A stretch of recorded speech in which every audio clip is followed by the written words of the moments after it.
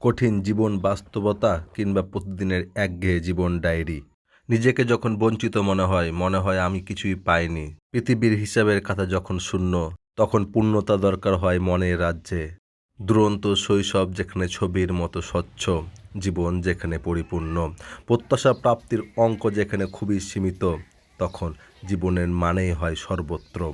আর এই সর্বত্র মানে জানার জন্য আমরা বেছে নিতে পারি আমাদের আশপাশের কোনো সবুজ ঘেরা কম প্রত্যাশার মানুষগুলো যেখানে বাস করে সেই গ্রামগুলো।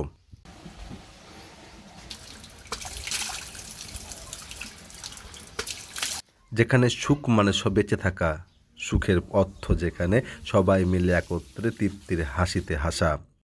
পিচঢালা রাজপথ হয়তো নেই, তবে যেখানে মানুষের মূল্য সর্বাধিক, মানুষের হাসিটাই সব থেকে চড়া দামে বিক্রি হয় এ বাজারে। এখানে মার্কেট নেই আলো ঝলমলে কিংবা ট্রাফিক পুলিশের কড়াকড়ি, এখানে রয়েছে নির্মল সবুজ। আজও শোনা যায় পুকুর পাড়ে পাখির ডাক কিংবা হাঁসের জলকেলি খেলার দেখা দৃশ্য হর হামেশাই যেখানে চোখে পড়ে। যেখানে জীবন খুবই সাধারণ, আনন্দময় এবং আপনাকে তৃপ্তি দেয় যান্ত্রিকতা থেকে।